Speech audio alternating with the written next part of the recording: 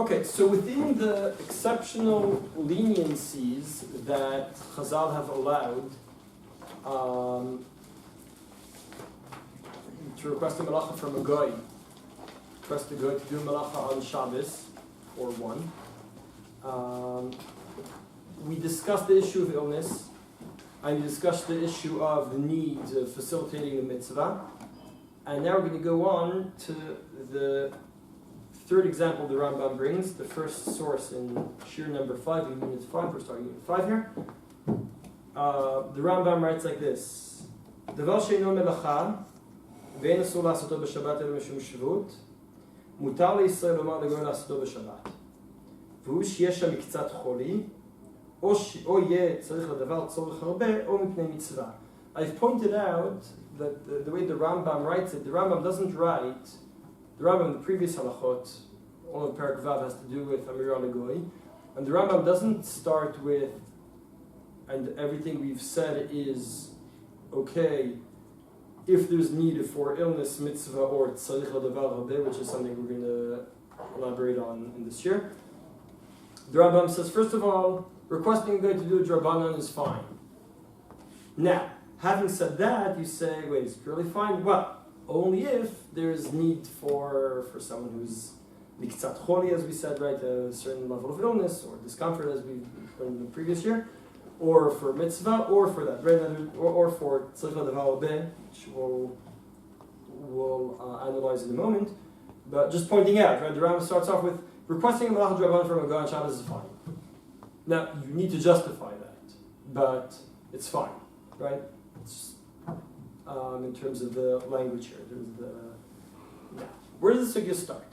The sugya starts from the Mishnah. The Mishnah says, "Nochli sheba lechabot, ein omrim lo kabeh ve'al techabeh, mipnei she'en shvidato alehem." So, the whole parak there is discussing fire, and the guy comes to extinguish the fire.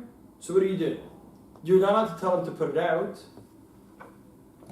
but you also don't need to tell him to not put it out. This goes back to the beginning of Shiur number 3, where we learned about that that you're supposed to tell the guy to refrain from doing the melacha. Not only are we not allowed to request the melacha to be done by the guy, we also need to tell him to not do the melacha if he's about to do something that will help us, right? Now here, we're not allowed to request him to do the melacha. We're still allowed to tell him to refrain from doing it. We could let him do it. The Gemara says, so not only are you allowed to allow the guy to go ahead and do it, you're also allowed to hint. You have to say, right, it could be beneficial for one who would like to extinguish this fire, right?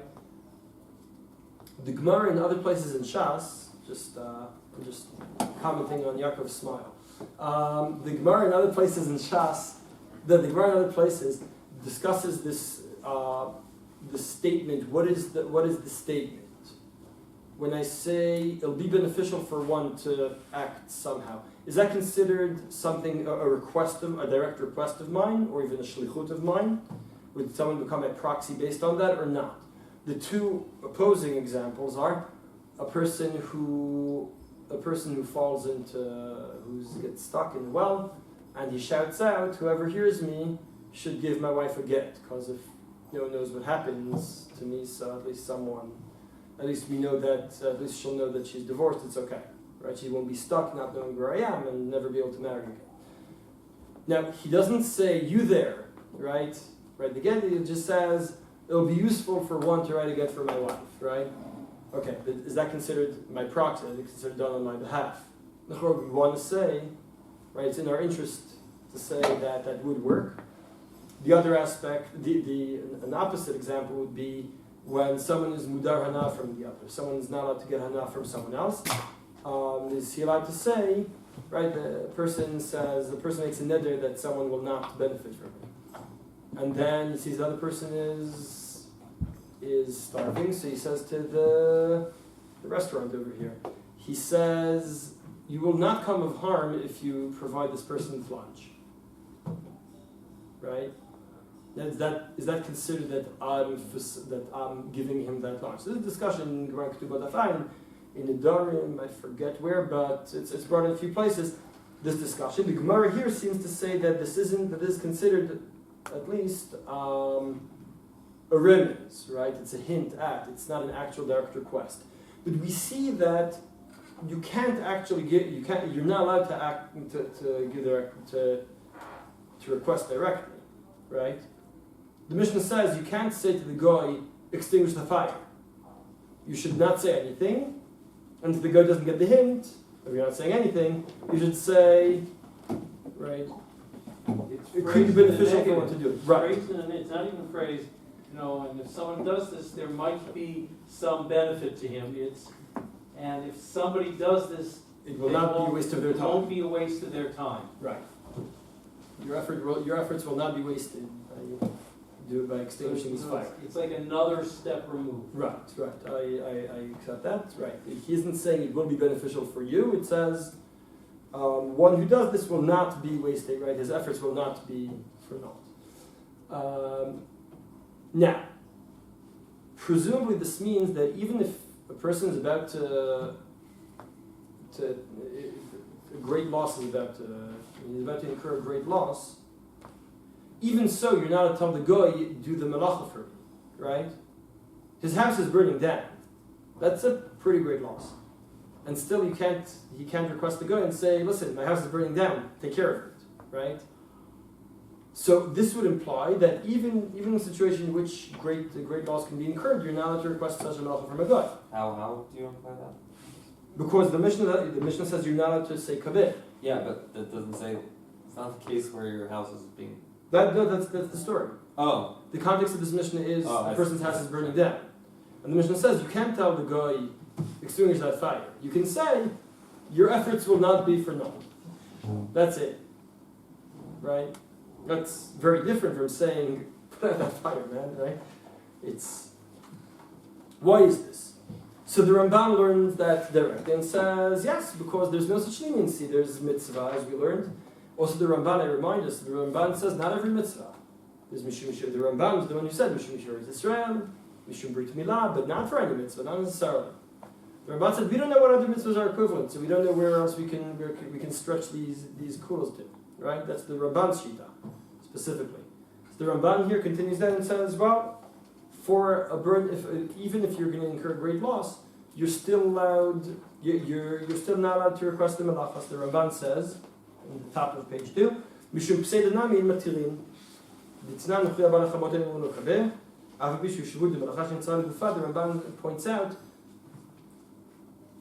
the extinguishing here is a drabanan level, right? Extinguishing on Shabbos is only usher if you're creating kol. Otherwise, it's a drabanan isur, because melacha shentzal gufa, meaning you're doing the melacha not for the purpose of the original melacha.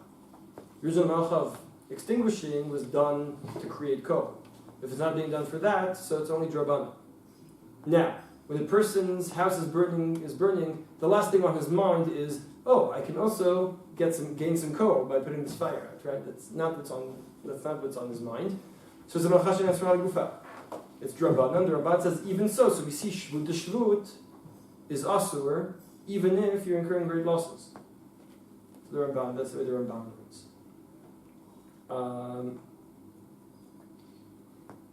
Now, the Ram learns this exactly the other way. The Ram says like this: meaning, why are you not allowed to request the guy? He asked this question.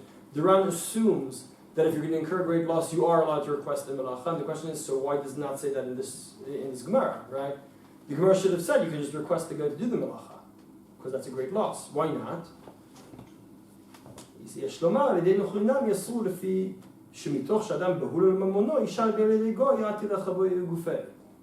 Meaning, the reason you're not allowed to request the melacha to be done by the guy in the case of the fire is because that's fire is because when there's a fire, that's a very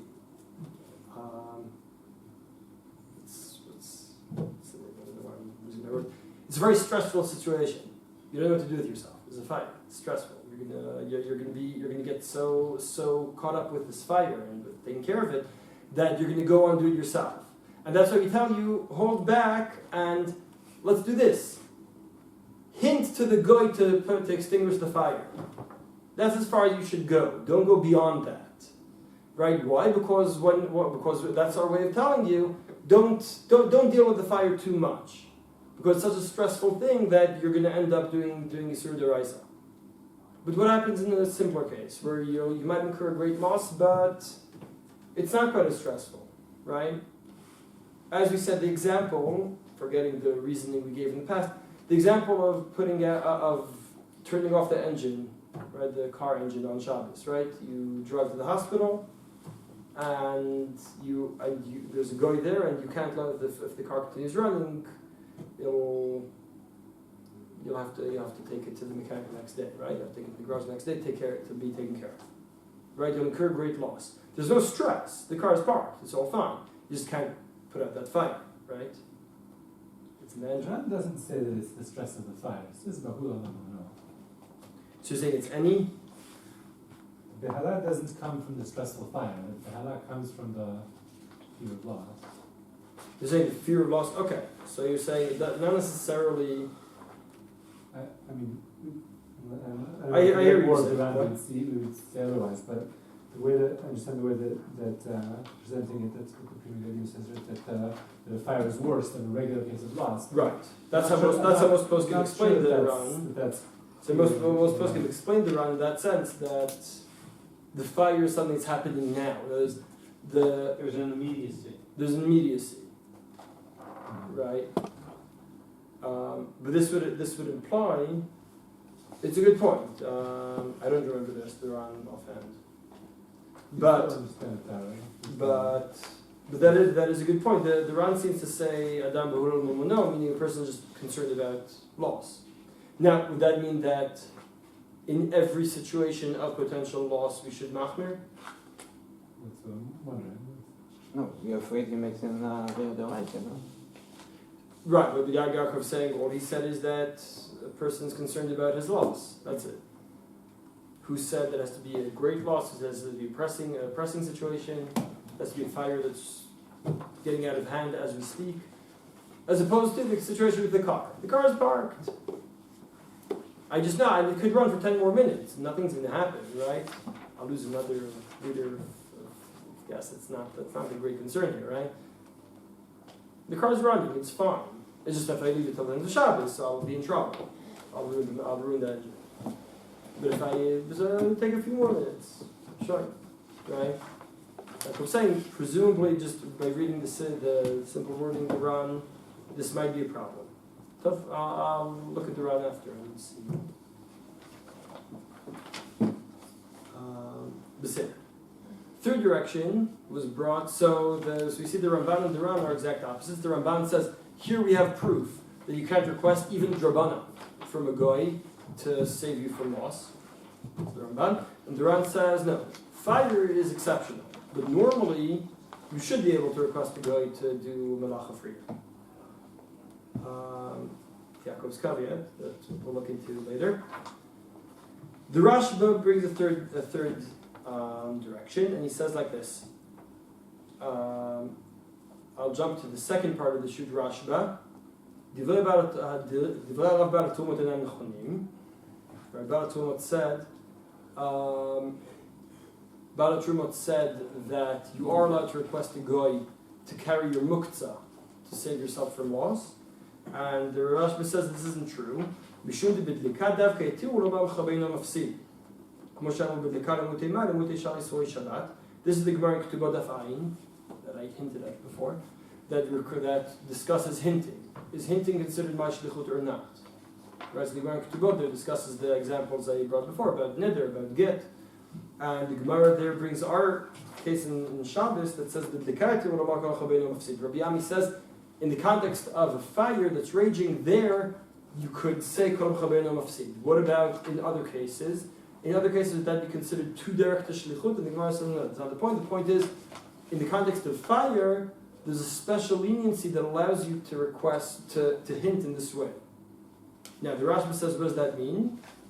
that in the case of fire you have this leniency. What happens in any other laws? Not at all. Nothing.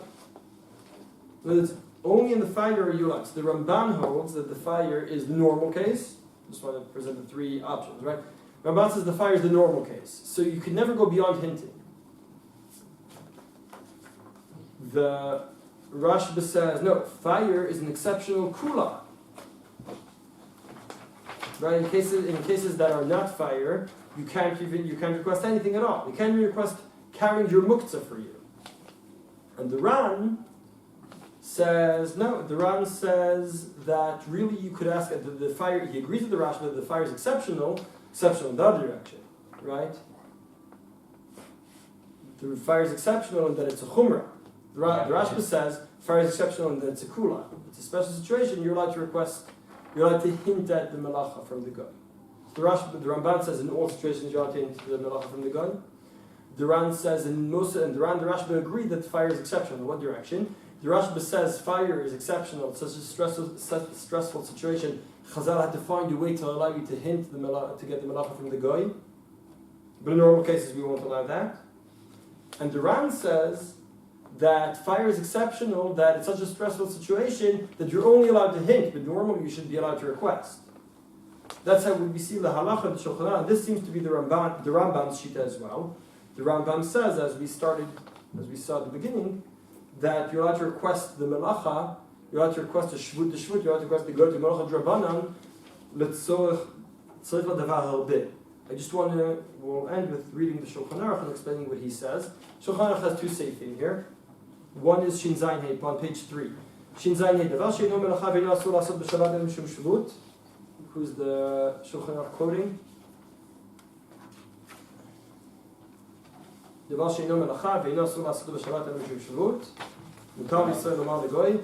This is the Rambam, right? Very much the Rambam's wording. V'hu sheyeh tzorech davar tzorech halbeh. So you're allowed to request a shvut, a melacha drabanan, right? But in the next, it's 15 seifim later, but next seif that's brought in the pages here, S'chora nifsed b'Shabbat yedei ksheino davar acher, o atibidka, right? A sudden rage of water. Mufsid mamono, o shein torah chavit sheliyan v'olech leibud. The cases of loss, right? Mutar likrot goy, af al pi shebada yodea she'agoy יציל הממות. וכן מותר לומר לגוי, כל המציל אינו מפסיד. כמו בדלקה שהתירו לומר, כל המכבה אינו מפסיד. So, are you allowed to request it from the guy or allowed to hint to the guy? Right, in Seifei, the Shulchan Aruch said you're allowed to hint to the guy. You're allowed to say to the guy. In Seifei Ted, he says you're allowed to hint. What's the difference? Why is it that here you're allowed to hint and here you're allowed to request?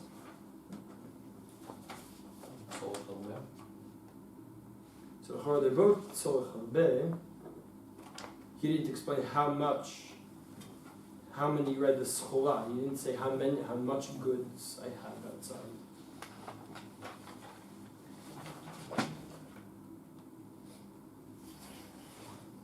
So the answer is Melacha D'Oraisa or Melacha Drabanan. Right, in Seifei he's talking about Drabanan. You're allowed to request directly a Melacha Drabanan to be done by the guy, because that will also be that will be a shvut d'shvut. In Seif Yutet, he's talking about anything. About anything, it could be D'Oraisa, since you're allowed to either hint at a D'Oraisa or request a Draban. That's what Shulchan Aruch's take. So out of the three Shittot, he seems to go with the Rambam, who talked about the Draban and the Drabanan, and the Ran, who was implying about requesting a D'Oraisa, right? So in the Halacha, the Shulchan Aruch allows requesting a Melacha Drabanan and hinting at a Melacha D'Oraisa. And that'll be enough.